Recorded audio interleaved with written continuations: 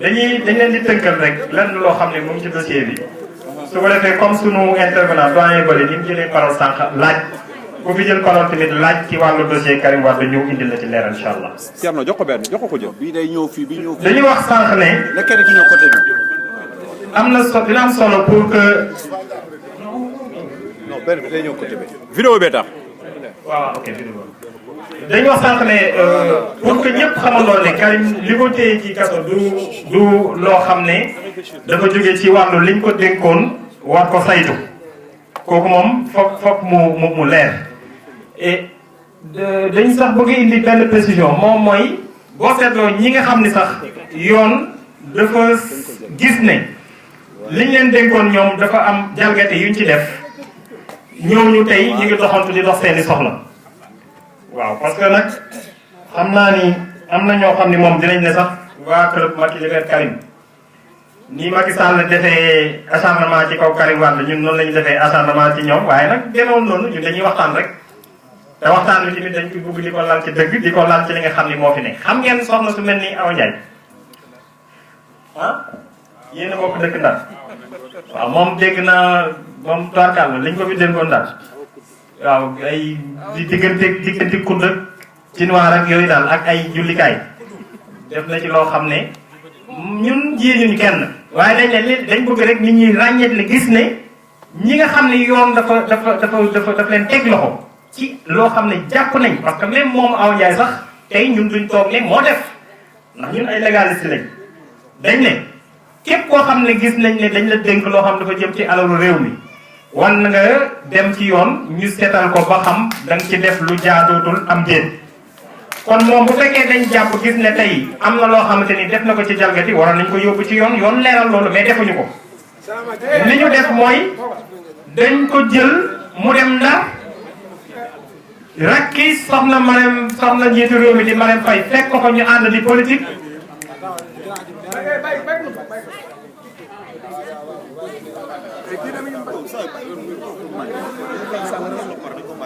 et loolu tax ba moom kon fi ñu ko waroon toppee toppuñ ko fa ñu wax ni am na ñeneen wax nañ ci fi ñu demee Thiès ne ku mel ni Aminata Niane ku mel ni Aminata Tall ñoom ñëpp li ñuy wax ay rapport audit daf leen topp maanaam tey bu fekkonte ni ñoom leeral rek moo leen tax a jóg waroon nañ mën a demal seen bopp sax ci yoon ñoom pour mën a dindi tuuma ndax dindi tuuma lu am solo la ñu bëgg jàngale foofu ne Karim Wade toppuñ ko moom ci loo xam ne dañ jàpp ne lii ay jalgat la lu mu def ci loo xam ne dañ ko dénkoon déedéet liñ ko toppee mooy li ñuy wax enrichissement illicite enrichissement illicite ci boppam doon loo xamante ni délit la effectivement lu ñu nangu la mais délit la boo xamante ni bu fekkee dañ ko delloo rek tey ci wàllu yoon tribunaux régionaux yi ñoom ñoo ko war a jugé léegi boo demee ci tribunaux régionaux yi aussi par rapport ak moom statut bi mu amoon nekkoon un ministre de la république ak yu demee noonu moo tax ngeen dégg ñuy wax ne moom haute cour de justice moom moo ko war a àtte mais nekkul cour biñ jël tey mu pour mu àtte ko ngir toroxal ko ak teg ci moom ay loo xamante ni jaaduwul te tamit xel mënu ko nangu ci ab république loolu bu ngeen seetloo Maître Doudou Ndoye bi mu fi génnee ay jamono waxtaan na ci waxtaan boo xamante ni bu am solo la boo xamante ni ñun ñëpp am na lu bëri lum ñu loo xam ne lum ñu leeral la kon boo demee sax ci wàllu yoon ba léegi prolongement wu réflexion boobu moom moo tax ñuy wax ne état bi ci boppam même ni mu demee tey sol parce que tey état Sénégal ci boppam moo solal boppam robbu avocat pour jàkkaarloo Karim Wade c'est-à-dire li ñuy wax état ci boppam moo nekk tey partie civile jàkkaarloog Karim Wade ak avocat yi mu jël muy avocat wu défense bi or loolu jàpp nañ ci wàllu yoon ne lu illégal la état waru ko woon mën a def parce que délit bi nga xam ne moom la ñu jiiñ Karim Wade tey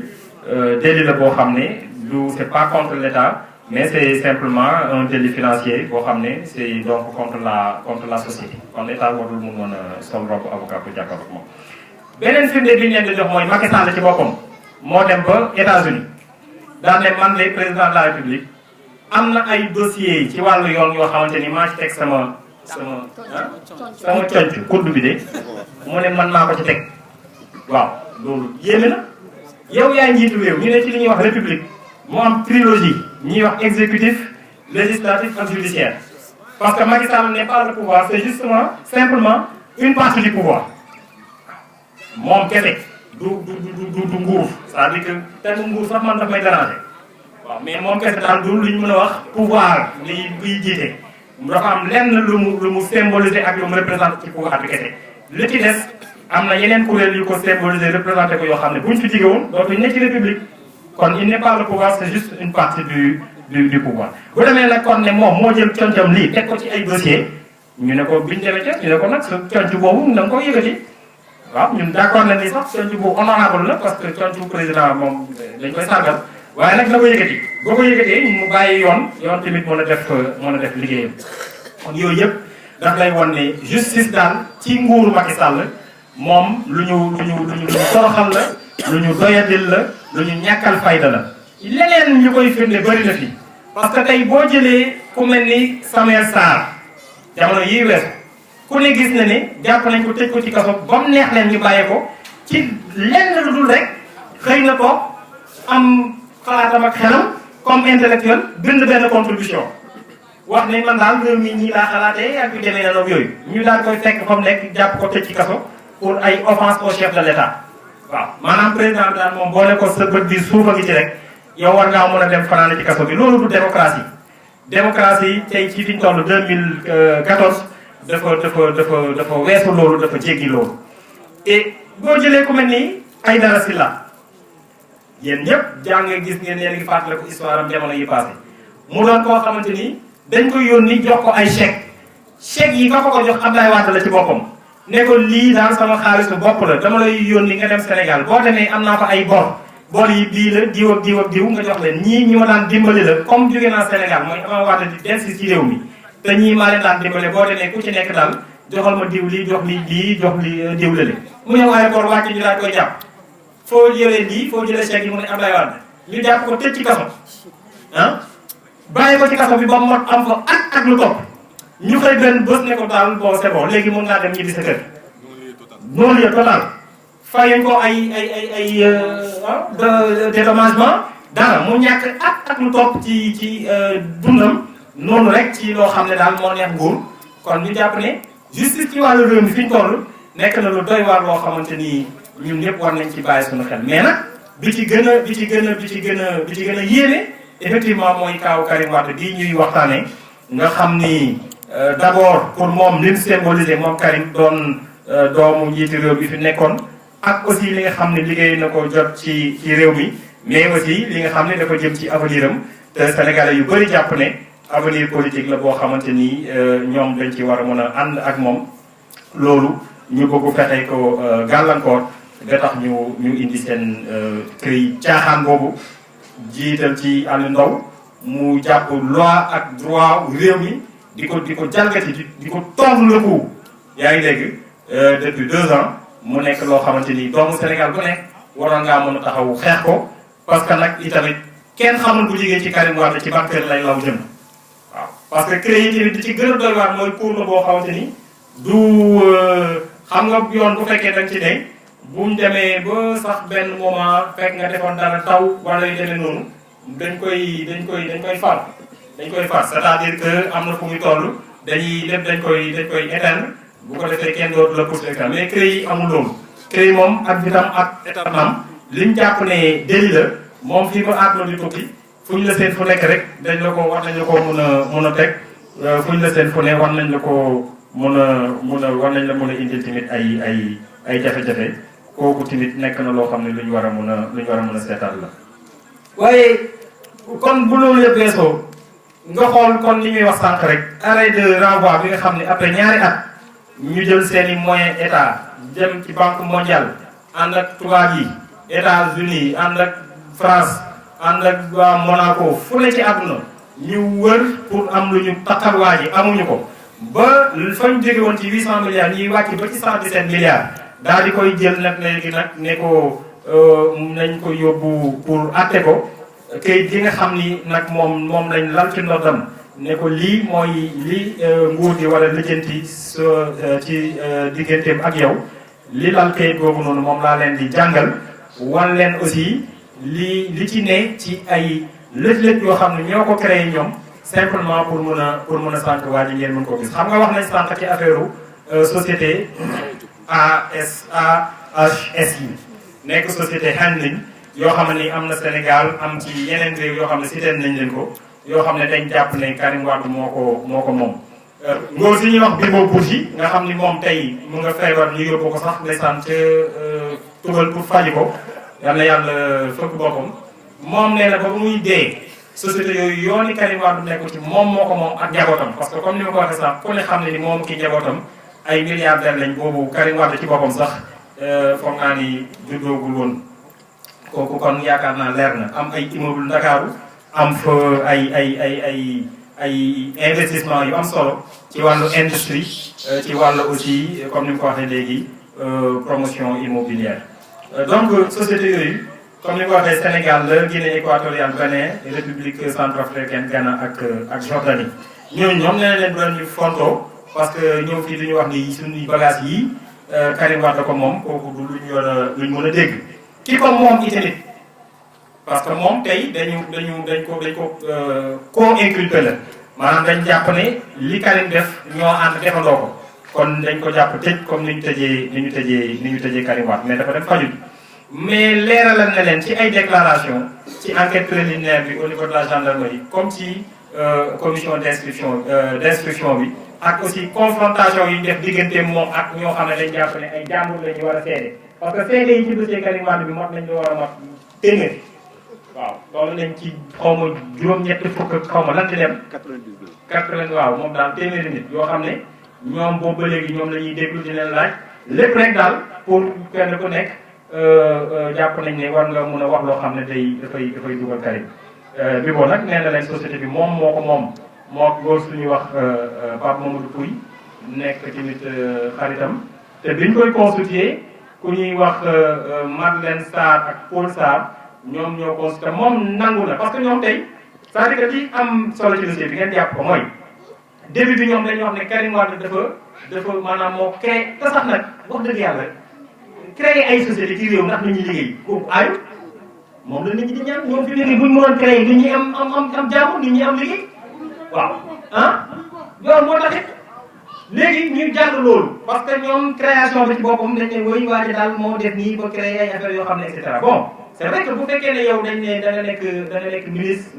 d'état wala nga am yenn fonction yi ci biir appareil d'état xëy na après nga dem di créer dañuy jàpp ne xëy na fonction yi nga am moo tax nga am faveur def am na tubaab bi ñuy wax délit d'initié maanaam yenn information yow yaa koy njëkk a am tax kon concurrence déloyale day am par rapport ak ñeneen ñu bëgg ak yooyu mais man yooyu yëpp sax man boo nekkoon njiitu réew yow dama seet li am solo sëñ bi xam nga mooy lan dëkk bi ñu fexe ba nit ñi am ay xëy li koy indi mooy création d'entreprise ku mën a créer ku nekk ak ku mën a lijjanti loo xam ne ay doomu aadama lañ koy am teraanga nañ bàyyi nit ñi def ko ndax nit ñi am lu ñu ndekkee am lu ñu añee ak lu ñu reeree buñ feebaree mën a faju bu seen doom yi waree dem jàngi école ñu yóbbu leen di jàngi école ñoom loolu lañ tëlee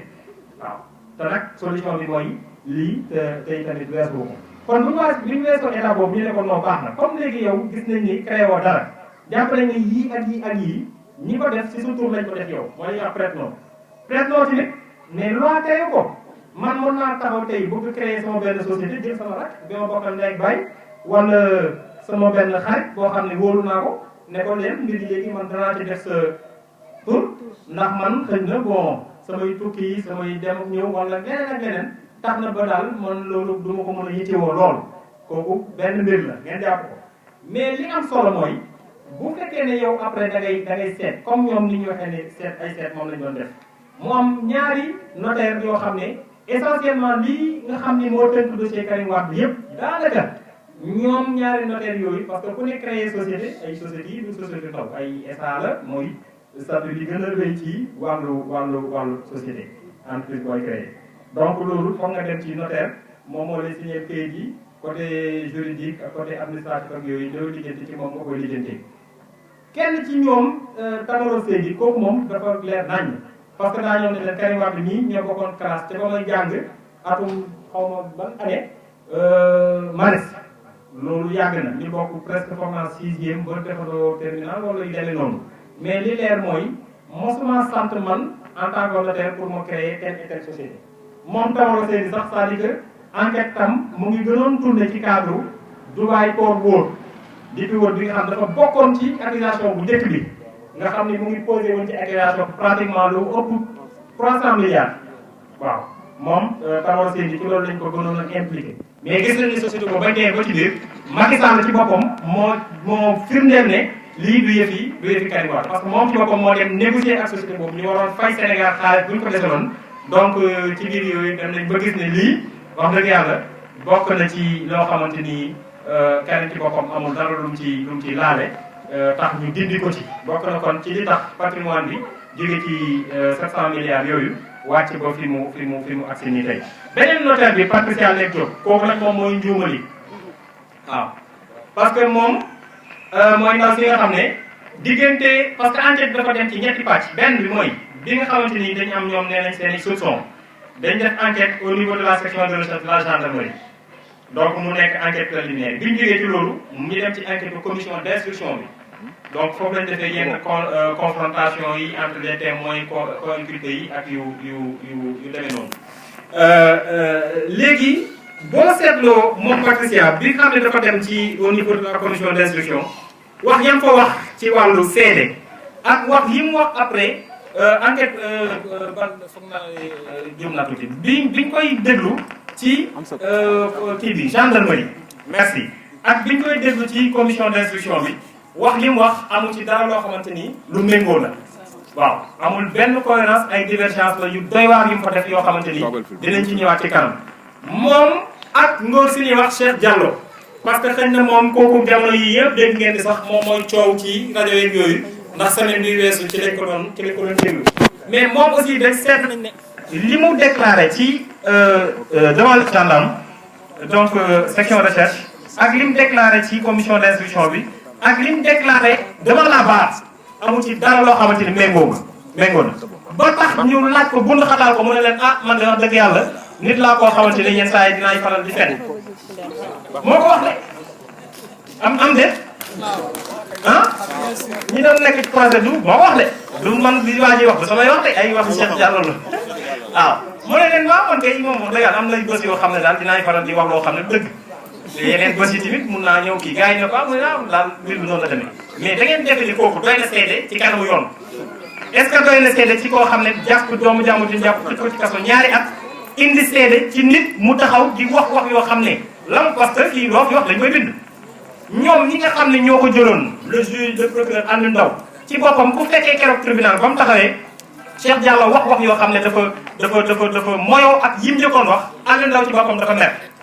foog naa ne am na ñu bëri ñu ne fii ñoo xamante ni ñu ngi fa woon dafa mer ba jug taxaw ne ko Cheikh mu ne ko dama bëgg nga wax ñu kañ ngeen ñu commencé wax dëgg ci biir dossier bi waaw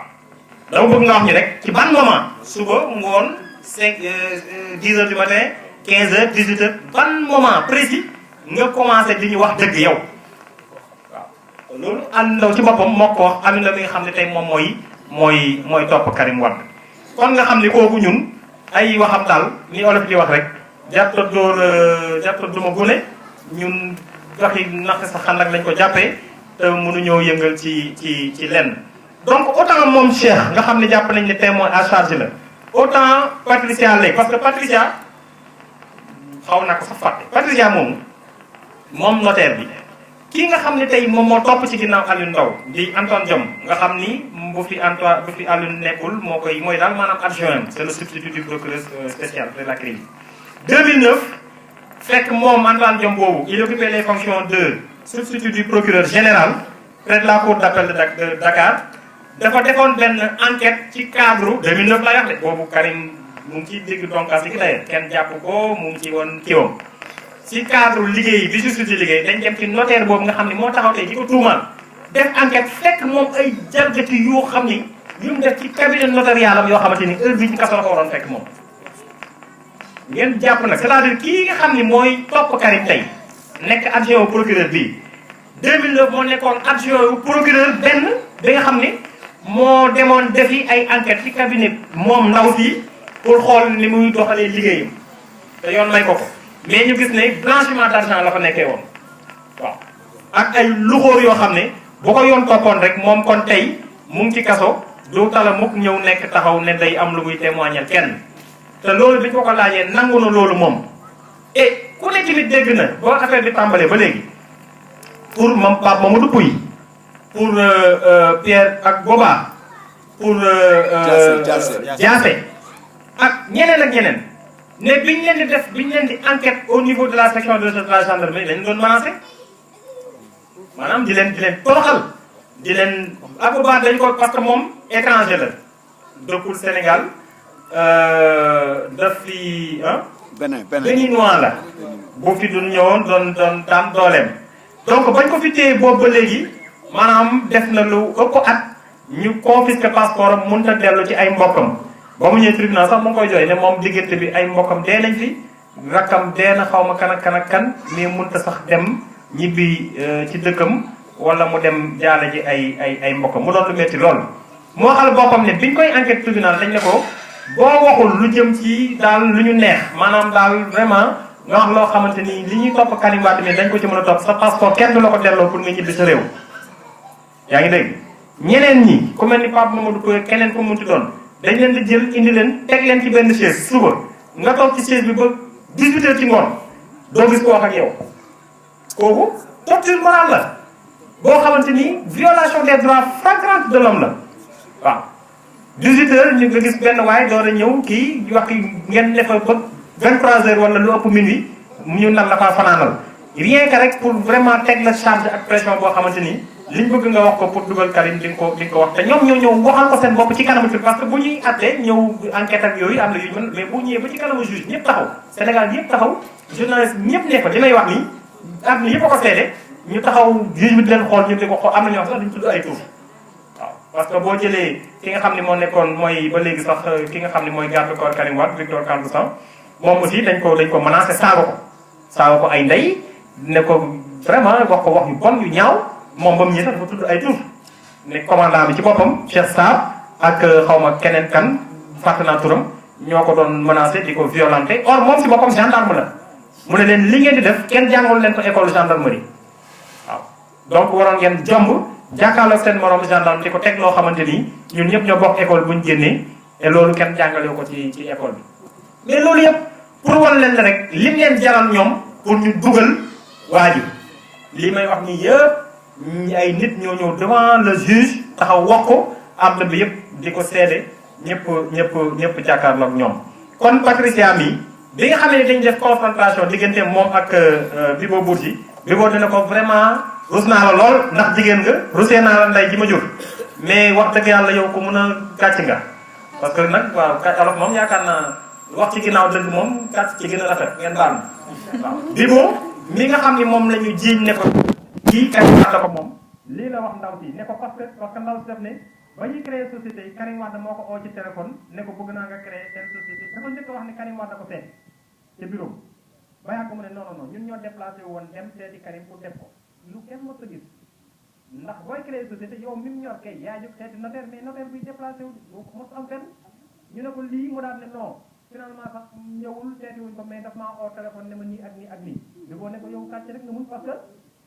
lii bañ koy créé man maa déplacé wu man Bibo Bourgi ñëw ba ci sa cabinet ñu créé ko li ñuy wax contour société bi ak répartition part yi diw mooy moom nangam diw mooy man maa la ko wax man yaa ngi dégg société bi Karim Wade laalul jegewul xamul bokkul xam nga loolu leer na ñi nga xam ne ñoo nekk ay actionnaire ci biir société bi muy Pape Mamadou Pouye di ñi nga xam ni am na fi këyit boo xam ne ci ñi créé société bi parce que boo fekkee ne da ngay créer société acte notarial rek maanaam këyit ñi seen tur nekk ci acte bi mais ñoom ñoo moom seen mbir sëñ bi ñoo moom seen mbir amul jaxee jinne boo mën a def ba vraiment jël ko bu ko attribuer nit parce que bu nga koo toroxal loolu defe naa ne it lii naafeq la te justice waxta mën a yoon waxta mën a doxee noonu donc ñi bokkoon ci société bi ñëpp ak ñi nga xam ne ñoom ñoo signé acte notarial yi ñoom notarisés yi plutôt ñoom ñëpp aussi dañ ñëw nangu ne seen responsabilité ci loolu ku ci nekk aussi setal ci Karim Wade ba mu sëkk alors kon loolu muy li concerné AHS yi nga xam ni yeneen réew yi nga xam ni nekk na tamit wax nañ ko léegi comme ay Guinée ak yooyu Guinée équatoriale ak ay Jordanie yépp benn société bi la rek moom moo law jëm ba foofu bon société boobu nag ñoom ci biir li ñu accusé Karim dañ jàpp ne 18 milliards la ak 900 millions ak lu topp fekk mooy li ñu surévalué parce que boo seetloo li créé société bi pratiquement 1 milliard kese la bon am na ñeneen comme benn banque bu ñuy wax BMC Black Pearl bon boobu aussi Bibo bu parce que Bibo lépp loo xam dafa jëm ci wàllu société commerciale yi ci biir acte d'accusation bi nii boo ko évalué war na toll ci à peu près 34% ak li muy représenté yëpp loolu partie ci patrimoine am moom la bokk donc bokk na ci BMC Black Pearl bokk na ci société bu ñuy wax aussi Dahlia bokk ci Hanston nga xam ni foog naa affaire suuf immobilière yooyu lay toppatoo su ma juumul ak yeneen sociétés yoo xam ne effectivement promotion immobilière la comme Star Immo ak également ay benn compte bancaire boo xam ne compte bancaire bi am na solo pour ñu taxaw ci parce que mooy compte bi nga xam ne après 6 mois de détention yi ñu téye Karim waroon ko bàyyi mu ñibbi këram ndax loolu leen texte yi sant moom lañ dem inventé ko pour war ko mën a téyewaat yeneen juróom-benn weer mooy leen dégg ñu ne woy am na benn compte bu nekk Monaco boo xam ne 99 milliards moo ci ne te xaalis boobu yëpp Karim Wade moo ko moom 99 milliards yooyu dem na ba wàcc nekk 10 milliards te 10 milliards yi sax du dëgg parce que en réalité li fi Karim am mooy 1 milliard 300 yoo xam ne baayam Ablaye Wade moom la ko waa Arabie Saoudite mayoon xaalis boobu di dox ba ñu logé ko ci compte boobu te bañ ko fa dugalee 2001 ba bi enquête di commencé kenn mos cee laal benn dërëm kenn mos ci laal dara léegi yeneen compte yi ñu wax ni aussi Karim moo ko moom te Bibo ne leen lii sama compte la man ak yeneen nga xam ne sama waa kër ñoom ñoo ko moom diggante compte Bibo yooyu noonu ak compte bii nga xam ne moom lañ gisal Karim amul benn mouvement boo xam ne jóge na ci bii dem ci bee mu mel ni kon bu fekkoon dafa Karim dafa bëgg a làq xaalis maanaam di ko jaarale ci compte bi di ko dugal ci bee wala yooyu loolu amul ndax Monaco banque ba ci boppam bind nañ lettre Sénégal wan leen ne compte bi daal xaalis bi fi ne ba mu fi nekk ba léegi mu ngi fi tege nit ma su koo laal maanaam dafa mel ni daal xaalis bu kenn soxla wutoon Abdoulaye bañ ko laajee dafa ne xaalis la woon boo xam ne dafa ko teg ne ko man mag laa yaa ngi léegi am na lu ma sama ay naag samay nit ñu baax may waaw nag dafa bokk nag gaañi parce que moom borom moo tëg la woon waaw bu mu yëngalee kii rek ñu taxaw wala kii daal di lu soxla yàlla dafa bokk loolu moom kooku nag yàlla dafa la ko ñëpp yàlla boole si ñëm ko dafa may léegi mu ne ko kon xaalis bi nga bàyyi ko fa ndax àdduna wóorul te war na mu nekk xaalis boo xam ne dina régler yenn soxla yi bu fekkente ni lan am na ak yu demee noonu moo justifié bañ ko fa tegee ba fi ñuy waxee kenn mosu ko laal kenn mosu ko yittewoo léegi kon nga xam ni loolu kon mooy li nga xam ni moo tënk li ñu jiiñ Karim Wade ak nag ne ko sa kër bàyyi bii ne fii Point E xëy na ñu bëri ñu ànd ak Ablaye Wade ak sax sénégalais yi ku ci ne kër Ablaye Wade Point E moom yaakaar naa kooku cosaan la waaw cosaan la ñu ne ko sa kër googu parce que ku ne xam na ni même ci seetlu rek boo doon romb foofu da ngay gis ne kër gi dañ ko toj Wade jëndoon kër gi takkaloo dend ak moom ngir yokk ko ci mu gën a mag mu di ko defar ah waaw kon mu ngi noonu su ko defee kon ñu ne ko tamit kër googu léegi daal ça veut dire que ne nit moom waa ji amatul droit am alalam jur doomam jenn di taawam mu jël alalam def ko ci turu doomam waaw parce que dañ ne Karim Wade kër gi sa kër baay bi sa tur moo ci ne kon luñ jalgati la xaw ma ndax dégg ngeen li may wax de ndono Ablaye Wade këru boppam ji dañoo jiiñ Karim Wade ne ko ci li nga sàcc la bokk te ci li ñu war a lijjanti ak yow la bokk bi ñuy wax loolu fekk na Macky Sall laa wax président de la République bi muy def déclaration de patrimoine am parce que déclaration moom buñ ko doon wax fii ba suba duñ fi jóg ndax dafa bari milliards yi bari nañ oto yi bari mais moom wax na ni am na juróomi kër juróom waaw moom mu ne am na juróomi kër am na kër ba am kër États-Unis bu leen yëpp Houston ah. Canada. waaw. et Canada aussi. ba pare mënut a nangul Karim Wade këru bàyyam bii mu am point nga xam ne fa la juddoo raamee fa doxee fa ñaa ngi dox. pardon avec 35 véhicules. 35 véhicules. waaw patrimoine Macky Sall moom 35 véhicules waaw Macky Sall am na 35 véhicules maanaam. sans compter les fanweeri oto ak juróom moom la am. moo ko wax xam ngeen Macky Sall 8 milliards la am dinañ ngeen 8 milliards yi ëpp na ko nag moom lay bañ ko ko tudd nag dafay bañ ko ko tudd dina jàpp Samuel Sarr tëj kaso mais man dama koy wax fu ma leen wax ko am na 8 milliards am na sax lu ko ëpp waaw parce que xam naa ne ba suba jigéen dañ ko lijjanti am na lu ëpp 8 milliards ñun vraiment ñuy wax dañ koy wax depuis mu leer am 35 oto am ay kër lu toll ci juróomi kër am kër ba am ko États-Unis ak Canada xaw ma fan. terrain Almadi. mu ne Karim Wade am na moom 35 oto la am de fanweeri oto ak juróom ne Karim Wade am na juróom-ñetti oto donc nañ ko jàpp def ci kaso bi. alors juróom-ñetti oto yi nga xam ne bokk na ci liñ jiiñ Karim boo ko seetloo am na ci ñaar yoo xamante ni carte grise ba boo fa demee turu Abdoulaye Wade moo fi nekk mais yéen xanaa fi yàlla na ay transporteur carte grise kay ku ci sa tourné yaa moom yëfi du dëgg ah waaw kon kay ñaari oto yooyu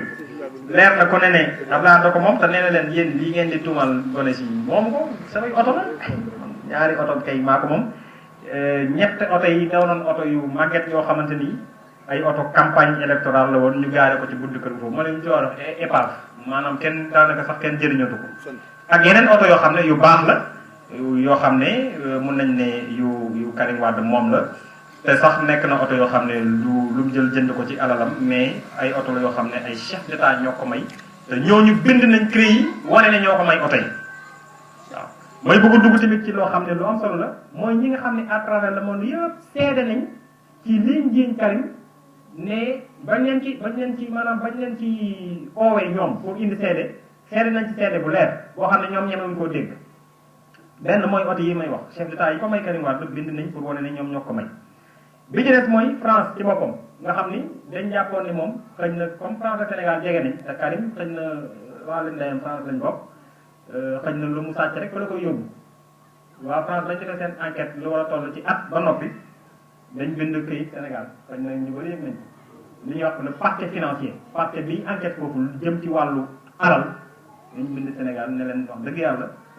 seet nañ seet fu ne lu mbët fu ne dugg nañ ko waaye ngóor si ngeen tuddee Karim Wade fii moom amu ci alal jox leen bu yónnee def loolu bi ñu ko defee tuuti ñu créé incident diplomatique Sénégal parce que dañ leen jox këyit gi ñu mer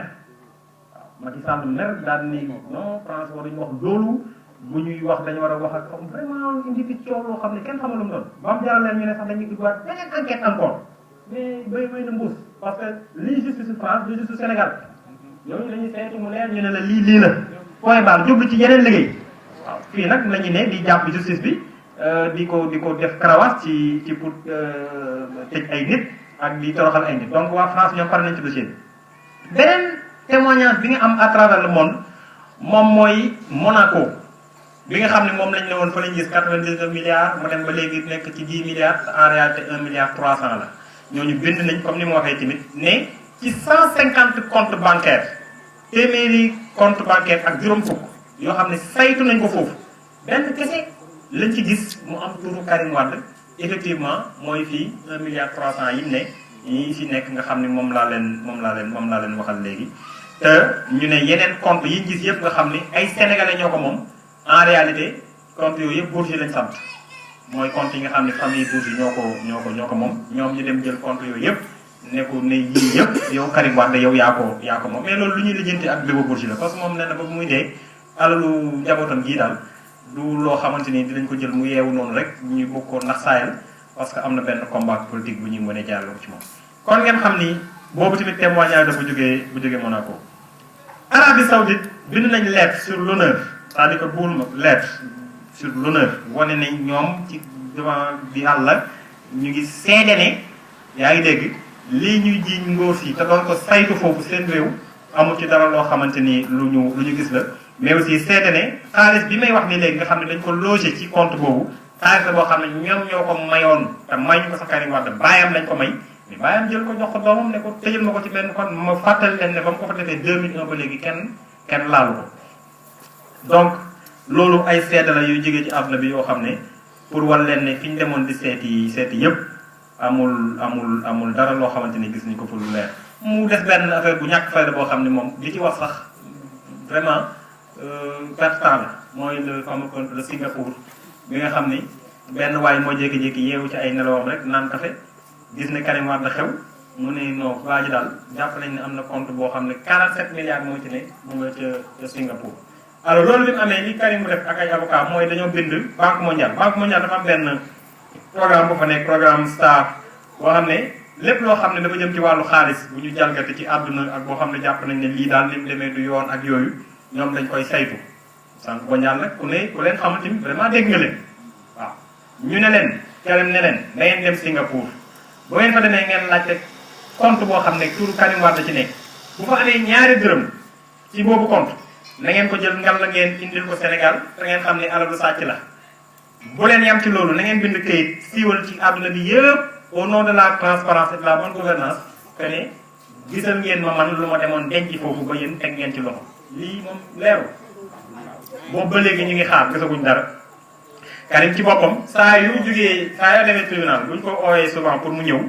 jàkkaarloog juge bi bu ñëwee daf naan ko juge yow day man day wax dëgg yàlla da ngeen fi waxoon ne am na benn compte boo xam ne 47 milliards moo ci ne maa ko moom mu nga Singapour dama bëggoon ñu dem Singapour jëli xaalis bi indi ko muy lu doy waar parce que man maa ngi doon a gis ci procès Karim Wade accusé boo xam ne moom mooy indi ay preuve waaw c'est-à-dire que accusé boo xam ne au lieu yow nga ñëw tribunal tiit déglu juge bi mu ne la diw yaa def lii dinañ la def lii moom moo ñëw naan leen monsieur le juge damaa bëggoon bu ngeen bëggee man ma jël ci sama alal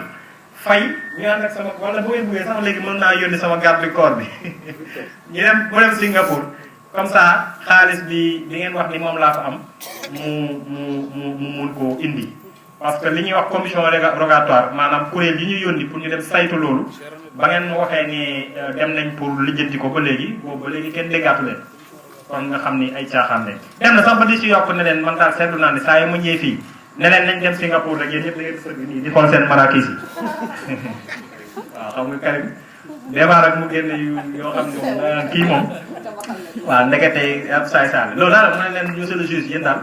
gis naa ne saa yu ma ñëwee ne leen nañ dem Singapour mais yéen a ma jiiñ ne dama am 47 milliards Singapour loolu tey Sénégal yi soxla nañ ko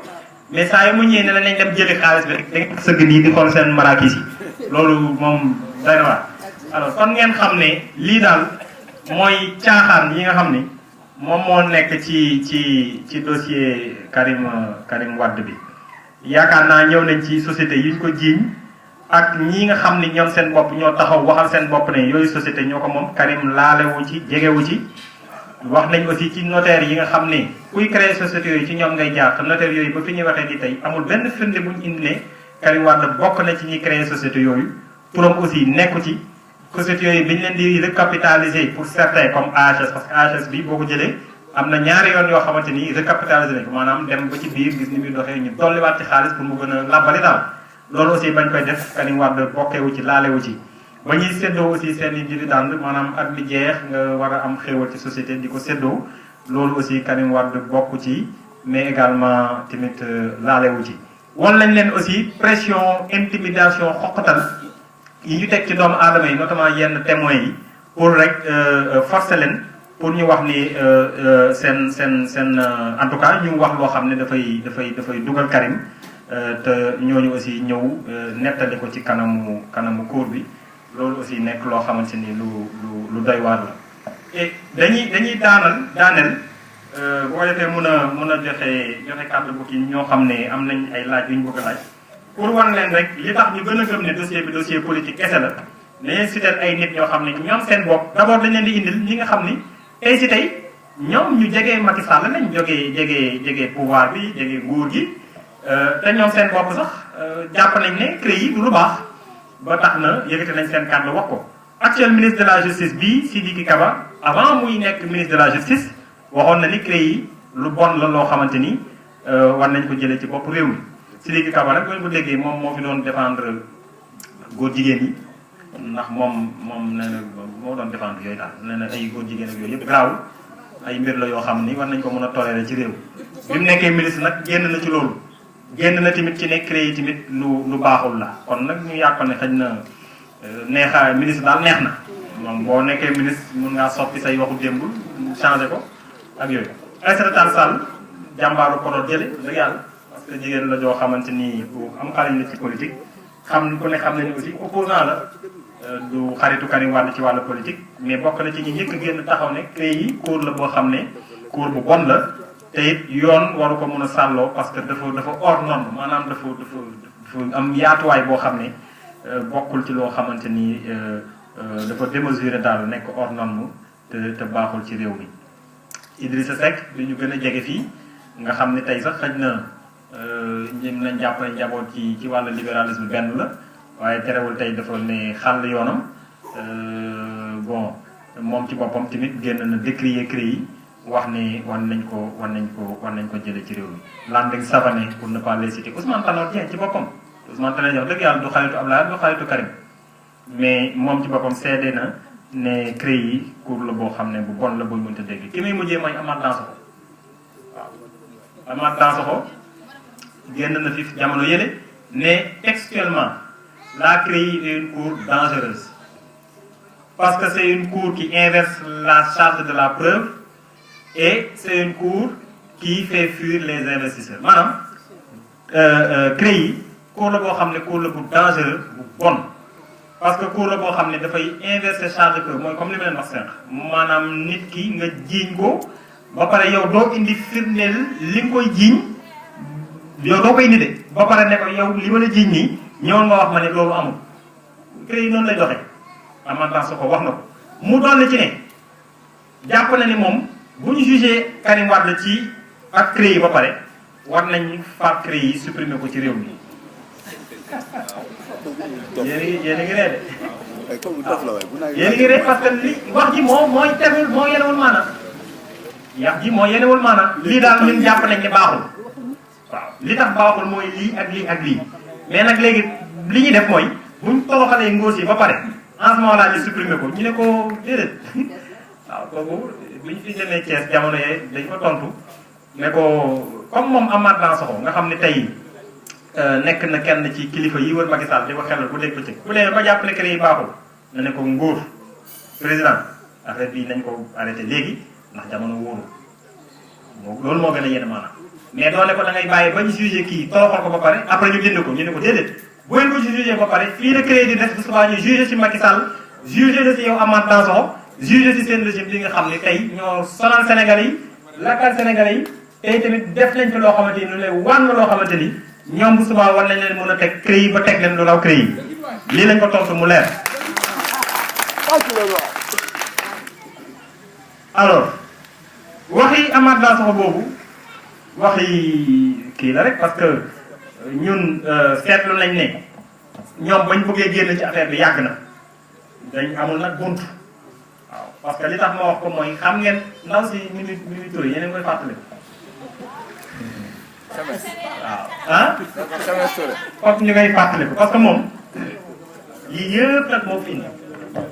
ñun duñ ko fàtte mukk biñ ko jëlee primature bi ko suñu xes di waxtaan ak moom dafa ne dafa am ay boru nelaw yu bari dafa bëgg dem nelaw yi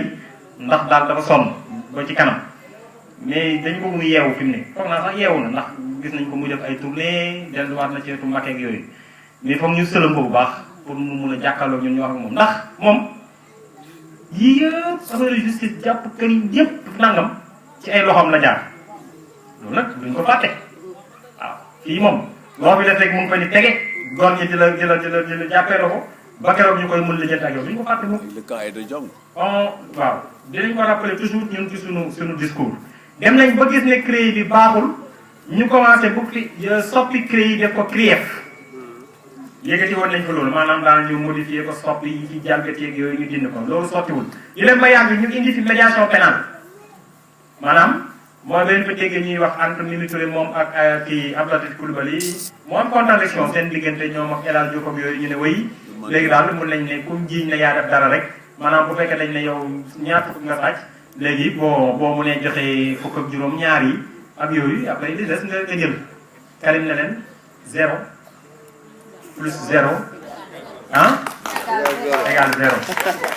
waaw man Karim Wade négocié wu ma utuma compromis utuma compromission waxtaanuma diisoowu ma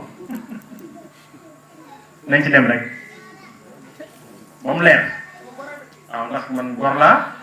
tey dama am der bu ma war a sàmm muy honneur ak sama dignité mais aussi dafa am fu mu bëgg a dem ci Sénégal waaye fi mu bëgg dem Sénégal dana fi àgg waay ñu ànd ceeg moom te muy dugg ci pali bi rek incha allah ñu leen di sant di leen gërëm foofu la ñuy yem di leen delloo kàddu gi incha allah indi ay leer